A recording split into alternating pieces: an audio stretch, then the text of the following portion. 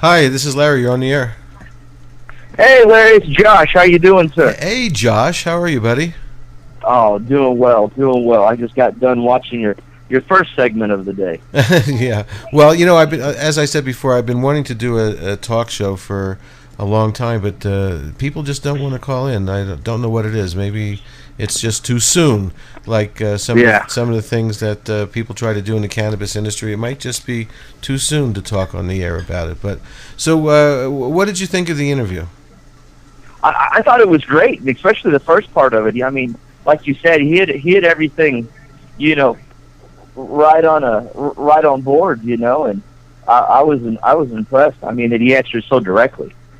Right. Well, you know, I really don't think that Duke has anything to hide. I mean, it's black and white. You can Google him and find out all kinds of stuff. It's just that, you know, it's sort of you know, I did ask him why he thinks that everything that he does rubs me and some other people wrong, but he really didn't answer that. But you know, for some reason, it's just some of the stuff that he's doing is just too soon, and it's just not. The timing has got to be right in business. So, you know, tell me what else you thought was interesting. Oh, well, you know, especially his comments about people growing plants and the size of plants, you know, and you know, and you get a lot of shock from growers, you know, that don't have that ability to grow 2-pound plants, you know, that was called BS on it. So, you know, I thought that was right, about normal. Well, you know, but actually, I mean, I'm not sure what you meant by that, but I mean, I'm calling BS a little bit because it's easy to grow 2 pounds, you know, on a plant. It's just striking to me that some of the LMPPs that have been around for 7 years are still getting under a quarter a plant, and it's just shocking to me. Oh, you know, yeah, there's a book out now that, you know, the 3 pound of light, you know, which is pretty basically 3 plants and a pound of plant under the double-ended 1,000 waters now, you know. And so what's the name of the book, and where would somebody get that? You can look online. It's called 3 Pounds of Light. It's actually High Times just did an article with the gentleman, I think it's Josh Hampton or Josh Hamp, something like that. And he's the one that did it, and you know, and it talks about all the crazy controversial techniques like defoliarization. You know, they have a different name for it, but that's basically what it is. You know, defoiling it in flower and getting all that light to the flowers. You know, makes a huge difference. So, you know, everybody's growing style and everything is definitely different. But absolutely. Yeah, well, there's a million ways to grow, obviously, and everybody's got their own technique, and I think most people, you know, have a phone a friend in order to call when they get in trouble. So, as far as, you know, 3 pounds, you're talking about what, you know, 3 plants under 1 light and getting a pound. That sounds pretty interesting to me. A few weeks ago on the show, we had a guy named the Budweiser, who has a program that you can subscribe to, and he teaches you how to grow 1 light, 1 plant, 1 pound, and that's pretty good, I would say, for a patient, a first-time grower who's not, you know, has never done this before. If they could, you know, get 1 pound out of 1 light, 1 plant their first time out, I think that would be fantastic. Oh, that'd be fantastic. I mean, especially, yeah. I mean, you know, like down south here with our needs. I mean, you definitely have to grow all your medicine because, you know, we're stuck out here by ourselves. Do you grow outdoors or just indoors? I personally just grow indoor myself, and I do help other medical patients grow outdoors, and you know, and they do fantastic. I mean, they really do. It's you know, you can do a little basic information and keep it simple. You know, that's one of my favorite things. Keep it simple, stupid, and you can do really well outdoors. Yeah, absolutely. I think that the plant is more forgiving outdoors. You know, I mean, you know, you can make some mistakes, and you really don't have to do much to it, and you still could get, you know, some interesting medicine out of that's very good. Even I mean, I've got 1 plant that's in a 1-gallon pot, and it's doing quite well. So it's just about your attentiveness and feeding it and keeping it healthy. What size pots do you like to use indoors? For outdoors? No, for indoors, let's say. Outdoors, as far as I'm concerned, outdoors it's the deeper, wider the hole, the bigger the plant. Yeah, yes, and even indoors. I mean, like again, you go to that growing style. If you're going to grow, in my opinion, if you're going to grow one plant in a soil or soilless mix under one light, I would use a minimum of 15-gallon nursery pot. Minimum. Mm-hmm. And what's the largest plant you've gotten out of a 15-gallon pot? But out of a normal 15-gallon pot, the largest would be oh man, I'd hate to say it on the air. Okay, well that's okay. That's all right then. I hear what you're saying. So you got a little bit more than 3 ounces. That's very cool. Yeah. So, Josh, anything else would you like to talk about tonight? I mean, there's been some problems, obviously going on for a long time in the south part of the state, getting medicine, and now for the last 9 months or so, getting your card renewed is horrendous. Do you hear that it's getting any better at all? It was funny. I had a patient buddy of mine the other day. He got his card within 3 weeks.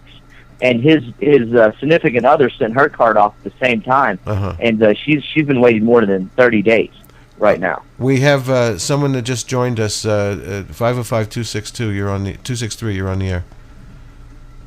Hey there. Hi, who's this? I'm sorry, I'm not hearing you. Okay, hold on.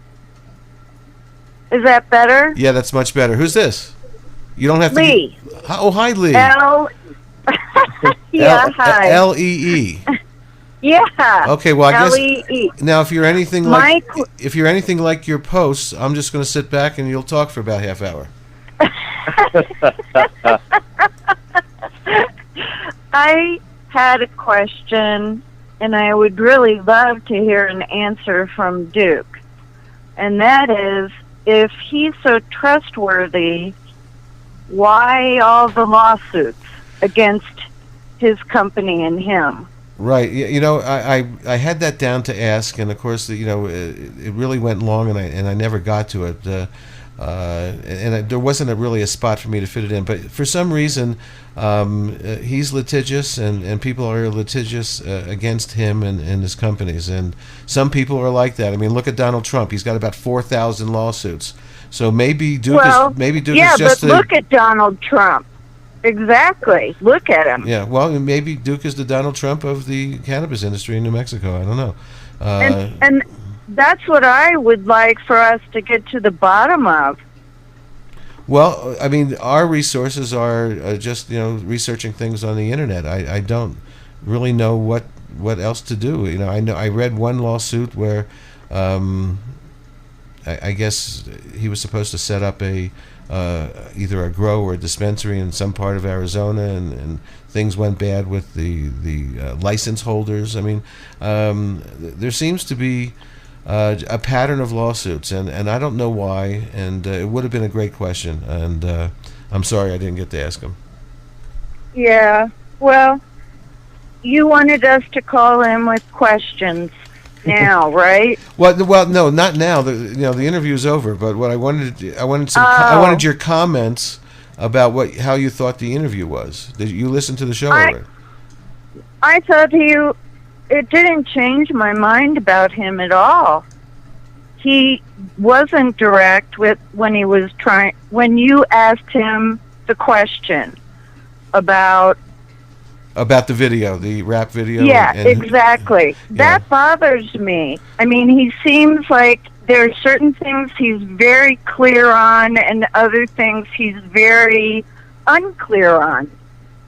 Yeah, I agree he has to back his employees too. I can understand that kind of space.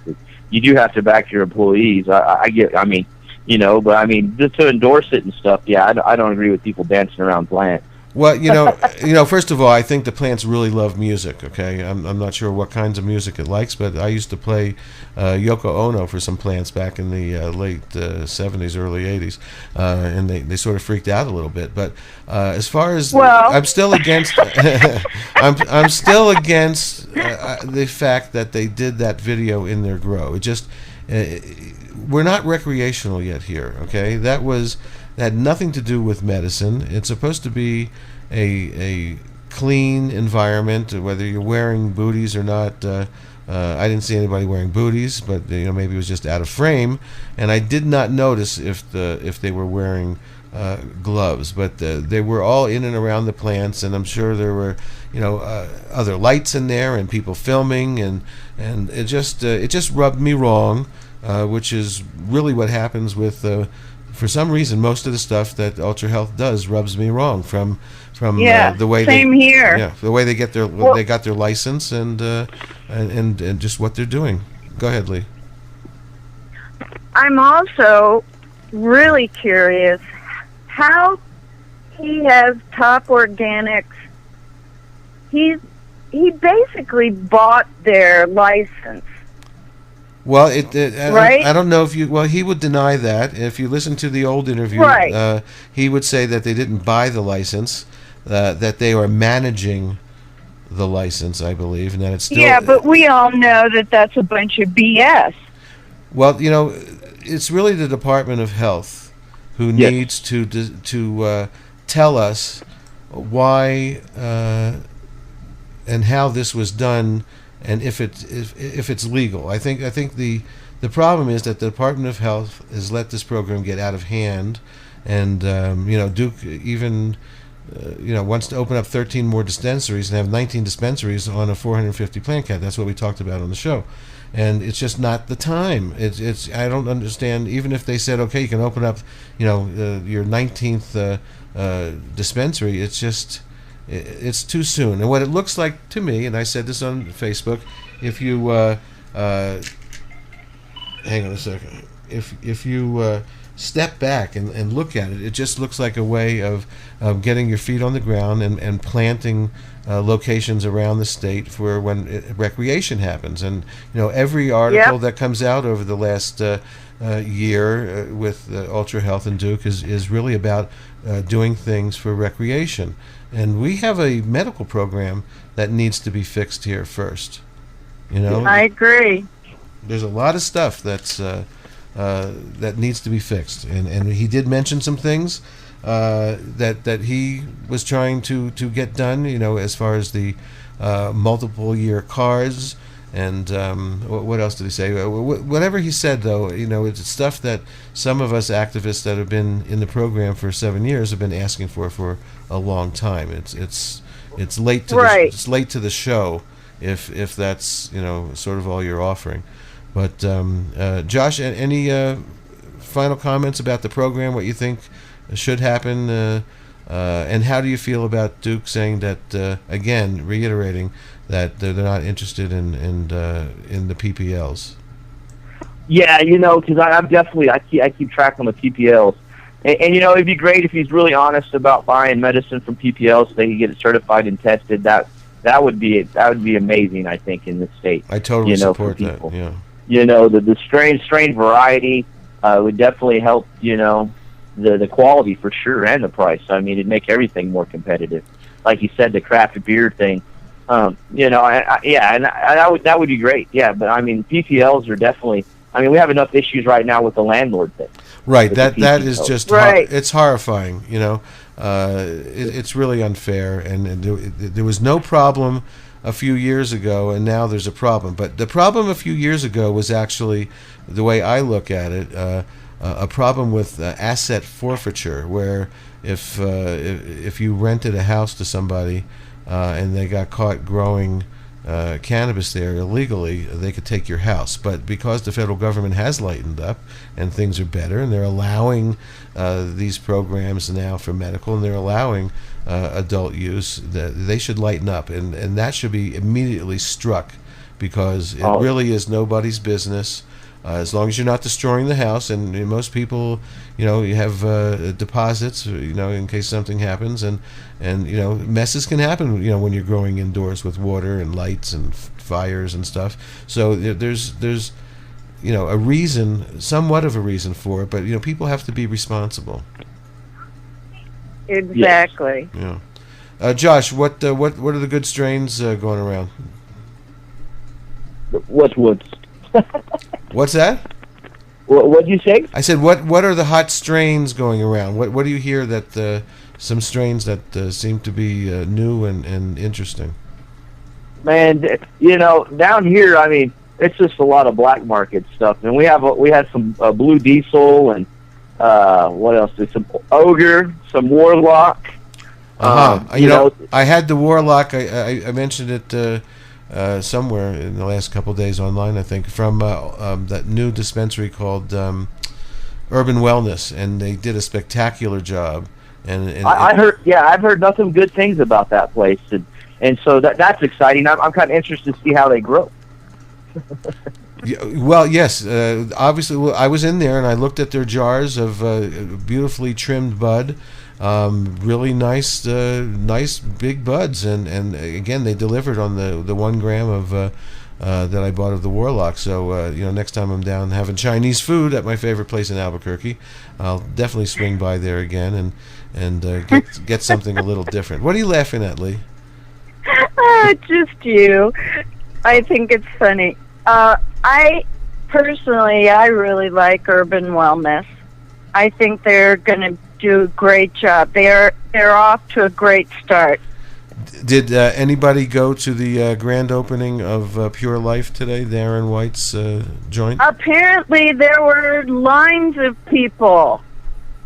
Mm-hmm. Well, there were lines of people because they were giving away something free. So maybe you could get a free picture with Mr. White there too. I wonder if they I wonder if they shot a new video down there, today, like the one he did in the 90s. Anyway, Josh and Lee, thank you for calling in. And thanks, Larry. Sure. How do you guys, before you go, how do you feel about a weekly talk show, maybe on another night, to take calls, or do you think? I think it'd be great. Well, as you can see, the problem is, I promoted this all day today, and there's only 4 people. So there's you and Josh and 2 other people, and it just seems that when everybody's on Facebook, they have an opinion, but they don't want to call into a radio show. But you know what? Like Duke and Ultra Health, maybe for MMJ Radio Talk, it might be a little bit too soon. So I thank you guys for calling in. I think I'm going to probably just play one song going out, and since there's nobody else joining us, and have a pleasant evening the rest of the night, you guys. You too, Larry, and thanks for doing this. I really appreciate it. You're welcome. Yeah, thank you. It definitely helps keep the information, especially down south. People that don't make meetings or get too involved. I always tell them to go watch your show because it's always great information, and it does. It keeps people involved, and that's what we need to keep doing, is keep people involved in education. We got to keep talking. I agree. We got to keep talking and keep growing, and it's all about the seeds. We'll be right back after this. Thank you, guys. Hey, Larry, it's Jason down in Albuquerque. Hey, Jason, how you doing, man? Thanks for tuning in. We're just going to end this thing in a couple minutes, but I'd love to hear your comments, because you are someone that is quite vocal. Oh, yeah. So go right ahead. We're live. Okay. With the increased plant count, which is something I'm definitely for, and seeing with the dispensaries, yet I do not see how Duke's claim of a drastic price drop will actually occur. If you look in the neighboring states like Arizona, their plant count is based on square footage. They have no PPLs. They cannot grow within a 25-mile radius of a dispensary. Yet the average price per gram is $15.75. Right. And then you see the same in Colorado as well within the medical, and they have a higher plant count as well, and are consistently well over $1 average per gram as we are.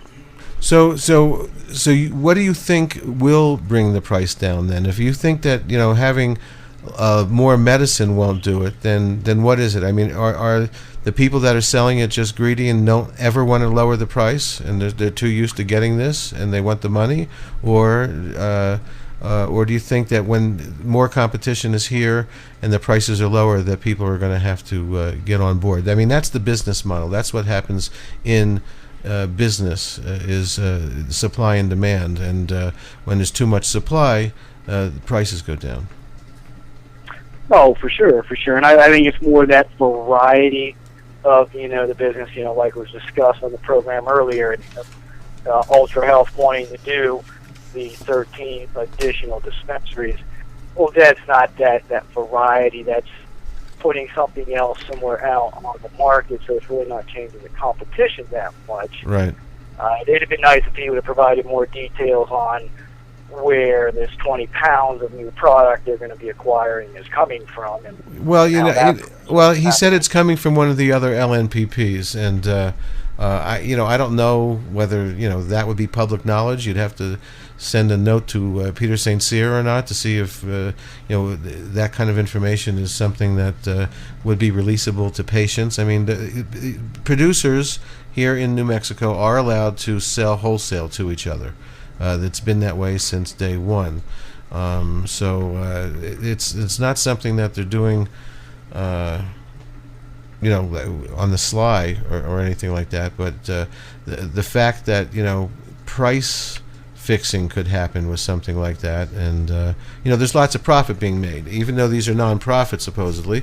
A person, a LNPP that's selling something wholesale, they obviously have expenses and they grew it and blah blah blah, but as soon as you sell it to the end user, there's money to be made on it. So the fact that the DOH has let the non-profit thing just go away is the only way that some of these LNPPs could have possibly even operated their business. So any final words, because I'm going to sign off, and I think that you and I should have a conversation on a show in the future about the program and about things, because you are very vocal and you have some interesting ideas.